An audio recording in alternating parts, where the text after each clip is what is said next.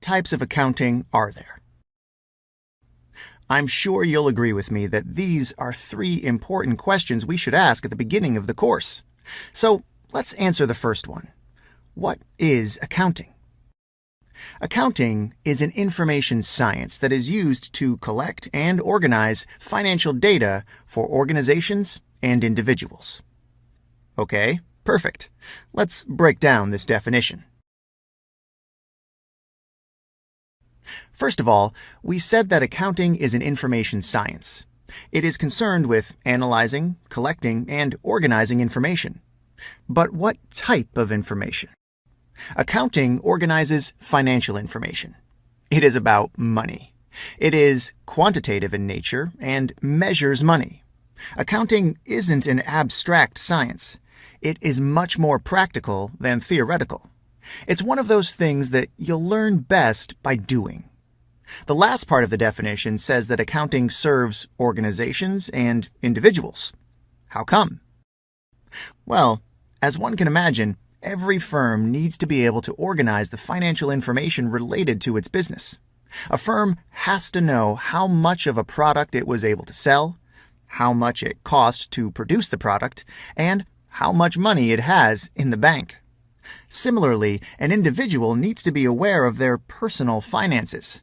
If they don't pay attention to how much comes in and how much goes out, they may soon be in deep trouble.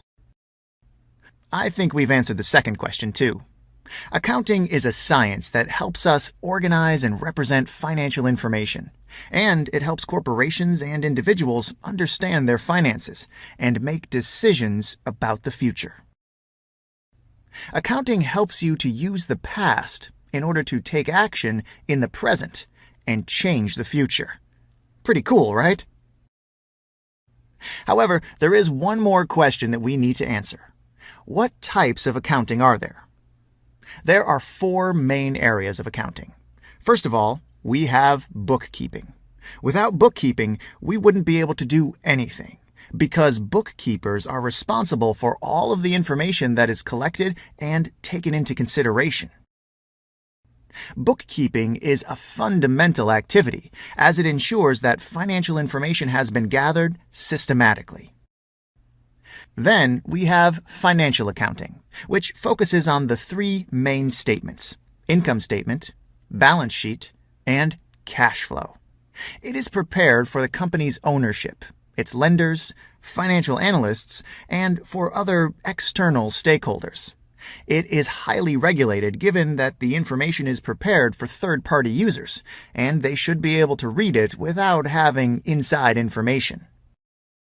The fact that the information is prepared according to a specific set of rules renders it comparable with the one prepared by other companies, which, in turn, facilitates investors and lenders. Financial statements are prepared according to a uniform set of rules called accounting principles.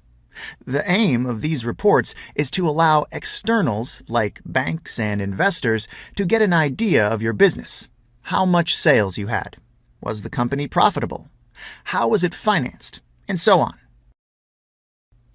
The third type of accounting is managerial accounting. It is available only for insiders. It is not defined by accounting principles and is in most cases more detailed than financial accounting. It contains strategic information that shouldn't be seen by the firm's competitors. Managerial accounting looks into topics like pricing, competition, marginality, budgeting, and so on. The company does not want to reveal this information to outsiders because, well, otherwise outsiders will prepare a counterplan and gain strategic advantage. Of course, managerial and financial accounting are often interrelated, and it is a frequent practice to reconcile managerial and financial accounting figures. The fourth type of accounting that we need to mention is tax accounting. This is the accounting that will determine the amount of taxes that a company has to pay. Tax accounting is a very technical field that varies for every single legislation in the world.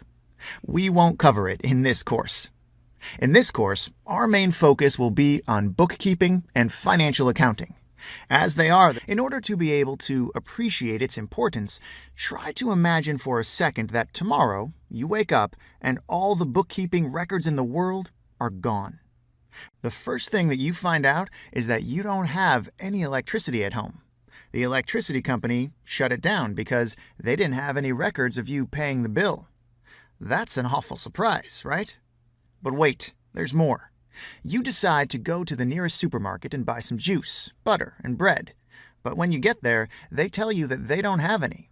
They didn't know that they were out of stock because all of their bookkeeping records are gone. You're starving and you don't have any electricity at home. Miserable situation. Perhaps some shopping in the city center would cheer you up. You decide to withdraw some money from the nearest bank. But when you get there, you find out that the bank doesn't have a record containing your name. They've lost the information about your savings. They are gone. You get the point, right? Modern society as we know it simply cannot function without bookkeeping. Bookkeeping is fundamental for corporations, banks, investment funds, and even individuals. Let's provide another example. Think about GE, the General Electric Company. GE has over 300,000 employees, and it operates in more than 170 countries in the world. The company operates in business sectors like appliances and lighting, aviation, financial services, energy management, healthcare, oil and gas, power and water, and transportation. Can you imagine how complex its operations are? Is GE going to be able to monitor its businesses without a proper bookkeeping system in place? Is it going to be able to understand whether its operations in a given country are profitable or not?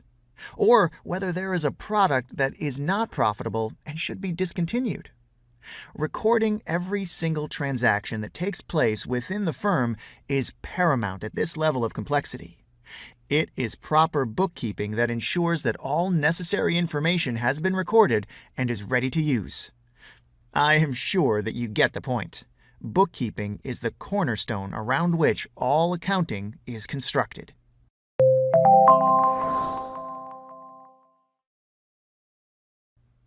Okay, so in our previous video, we talked about bookkeeping and why it is important. Here, we'll focus on financial accounting, the set of financial reports that a company prepares for people that are outside the organization.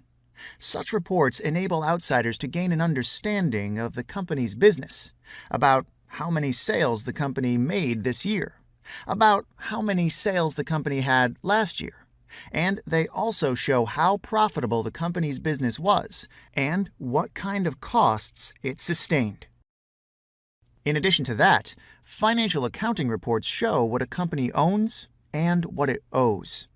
They show how much cash was available in the company's bank accounts at the time of preparation of the report, and so on. We can conclude that financial accounting allows people who are outside an organization to make a reasonable judgment about its business. And why is this important? Why should a company go through all the trouble in order to prepare such reports? Think about the opposite situation. What if the company did not provide financial information? What would have been different in that case? Is there a bank that would be willing to lend money without knowing how you are going to repay the loan? Is there an investor who would be willing to put up their money without knowing anything about the financials of the company's business? The answer is no. And that's why companies prepare their financial reports. It enables them to communicate their financial performance to those who are interested. Think about General Electric. It's a huge company, right? In 2014, their revenues were north of $148 billion. And being a public company, they have thousands of investors who are located not only in the United States, but all over the world. Their investors are in France, Germany, UK, Japan, everywhere. And how is it that they monitor the company's business and decide whether they would like to hold their shares or sell? They use the company's financial reports. They analyze the company's financial statements and all of the details that are necessary in order to understand the company's business. I'm sure that you understand just how crucial a role financial accounting plays in today's financial system. Without financial reporting as we know it, most businesses would have been denied the capital that they need.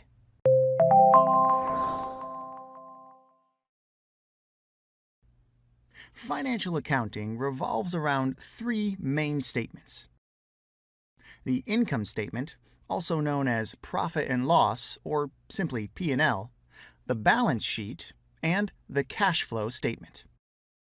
Each one serves a different purpose and contains important information about how a business is running. The income statement answers the question, how did the company perform throughout the period under consideration? Did it produce a profit or a loss? Typically, an income statement is prepared for a one-year period, but sometimes larger companies present it on a quarterly basis as well. The P&L statement helps us understand whether the operations of the firm created economic value. It also enables us to find important trends such as revenue growth and the incidence of gross profit on revenues. The balance sheet answers the questions, what does a company owe and own on a certain date? And what is the company's financial position? It shows the assets that the business controls, the liabilities that it owes, and the amount of equity that belongs to equity holders. The reason why it is called a balance sheet is because total assets must equal liabilities plus shareholders' equity. It is important to remember that assets stand on the left side of the balance sheet, while liabilities and shareholders' equity are on the right side. The statement of cash flows answers the question, how much cash did the company make during the period under consideration, and where did it come from? Given that income and cash generation are two different things, we need a statement that shows us the movements of cash, providing an idea of the liquidity that is generated by the firm's operations. You will find these statements in every company's annual report. Anyone who would like to get an idea about a given business should start here.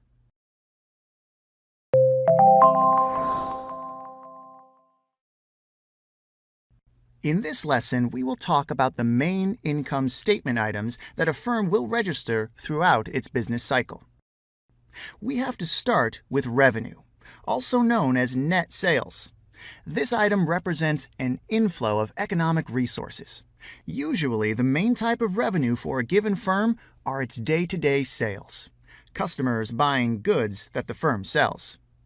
There can be other sources of revenue as well.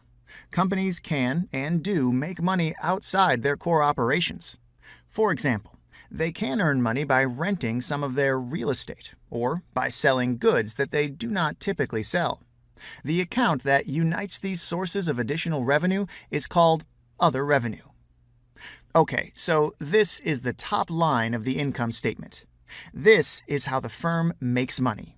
The sum of net sales and other revenue equals total revenue.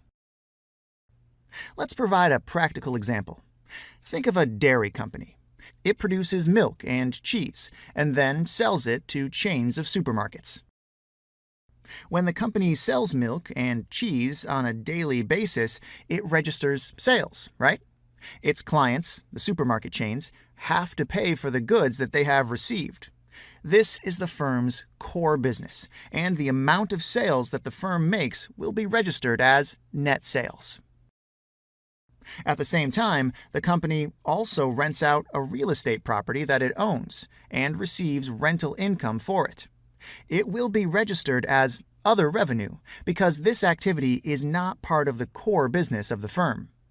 Such distinction is necessary because it allows us to separate sales coming from core business activities from income that is a result of non-core activities. And as we said before, the sum of net sales and other revenue equals total revenue. Below total revenue will be listed the firm's expenses, outflows of economic resources. In order to fuel its sales and produce the goods that it delivers to clients, the firm needs to sustain certain costs. The most common types of expenses are cost of goods sold, selling, general and administrative costs, depreciation and amortization, and interest expenses. Cost of goods sold are expenses that are necessary to produce the goods that the firm sells. Our dairy company needs to buy raw milk from local producers, transport, process, and then package it before it can sell it to the large supermarket chains. It sustains additional costs in order to produce cheese from the milk. All of the expenses that are directly attributable to the production of goods that are later sold are registered as cost of goods sold.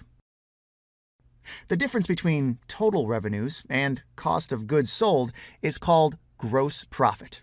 This is the profit a company makes after deducting the costs associated with making and selling its products. Selling, general, and administrative expenses are a large category of costs.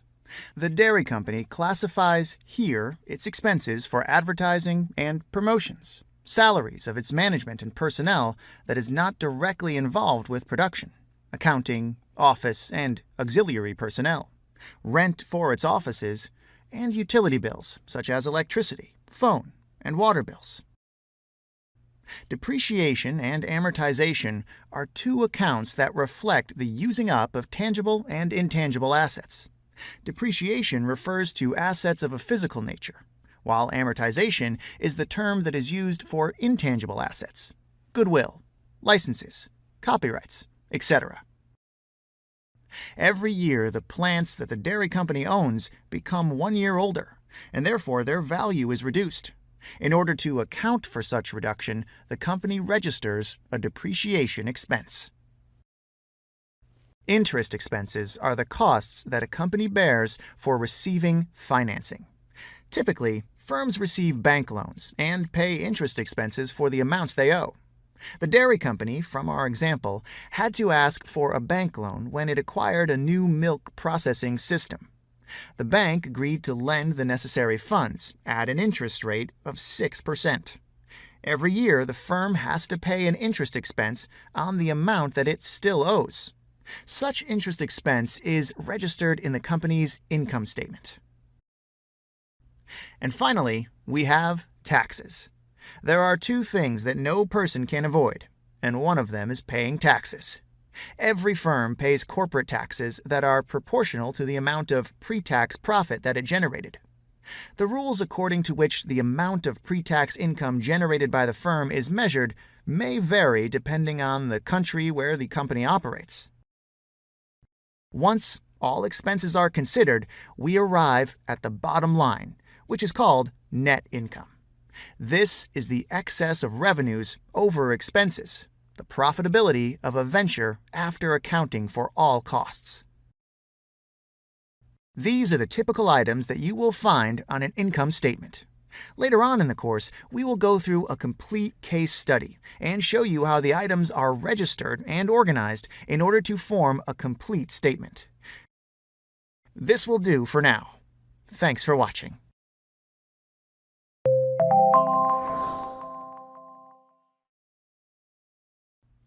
As we have said before, a balance sheet is a statement that shows what the company owns and owes. Every balance sheet has two sides. On one side are the company's assets, what the company owns, and on the other side are the company's liabilities and equity, what the company owes. It is important to remember that assets stand on the left and liabilities and equity are on the right side. In this lesson, we will describe the main asset, liability, and equity accounts. Our goal is to understand how these accounts contribute to the company's business cycle and the nature of the items that these accounts describe.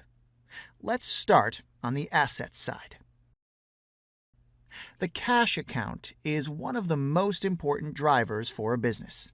It shows how much of the firm's assets are cash or can easily be converted into cash. It gives us an idea of the liquidity of the company. We know very well that a business cannot function properly if sufficient cash is not available for its day-to-day operations. The next important item that we will see on the asset side is accounts receivable, also known as trade receivables. When customers buy a firm's products, they have to pay for them, right? And until they do, the firm will register this amount in accounts receivable, which indicates the money owed by customers. The firm registers that it has earned a payment from these customers, but has not yet received the payment. Inventory is the account that shows the value of raw materials, goods that are in the process of elaboration, and finished goods that are ready to be sold to customers. The company has all of these goods in its warehouse. Finished goods are products that can be immediately shipped to customers, while raw materials and work-in-progress goods require additional processing. Property, plant, and equipment are a group of assets that are vital to business operations. Imagine a production company. It certainly needs plants and equipment in order to transform raw materials into finished products. Usually, this is a hefty investment that cannot be easily liquidated.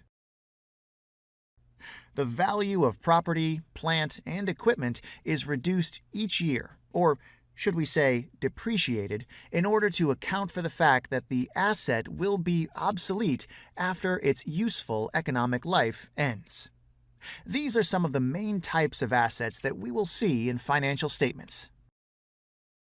Let's focus our attention on the liability side. Accounts payable are certainly one of the most important items on the liability side. When a company buys raw materials for its production process, it registers the amount in accounts payable until the actual payment has been made. The firm owes its supplier a given amount of money because it received the goods. Financial liabilities are a significant item for a lot of businesses out there. A financial liability appears on the balance sheet of a company when it receives external financing, which is usually a bank loan. The firm uses the funds in order to finance its operations and commits to repaying its lender in the future. On the same side of liabilities stand the ownership claims, such as paid-in capital. This is the firm's capital that it technically owes to its owners. This capital would not be repaid to the shareholders, but the company will try to pay them a decent amount of dividends if its business is successful. These are some of the most frequently seen balance sheet items. I am sure that after this lesson, you'll have a better idea of their meaning. We are always open for any questions that you might have, so if you would like to ask something, please don't be shy and post your questions in the discussion board. In our next lesson, we will go a step further, introducing the main accounting equation.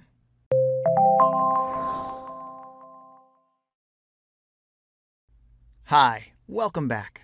This is 365 Careers Accounting course. So, we've learned what accounting is and why it is useful, the 4 types of accounting, the 3 main financial statements, and also some details about the accounts that form each of these statements. You should feel pretty good about the progress that we are making. So now is the time to look at the main accounting equation. Do you remember what a balance sheet is? I'm sure you do. A balance sheet shows what a company owns and owes at a specific point in time. On the left side are the company's assets, the things that it owns. On the right side are the company's liabilities and equity, showing how the company was financed. This is what the balance sheet portrays. The reason it is called a balance sheet is because assets must equal liabilities and equity. The 2 sides have to be equal, or else a mistake has been made. This principle is known as the accounting equation and is one of the core principles around which accounting has been built. Assets are equal to liabilities and equity. This is very logical, right? On the right side, we have liabilities and equity, which are the firm's sources of financing. Liabilities are other people's money, and equity is our money. On the left side, we have the firm's assets, the things that it has bought with the money that it received. Given that we are thinking about the same amount of money on both sides, it is only natural that one side is equal to the other. The accounting equation must be satisfied for every business you will ever see. It balances for the gelato shop on the next corner, as well as for Walmart and Chevron.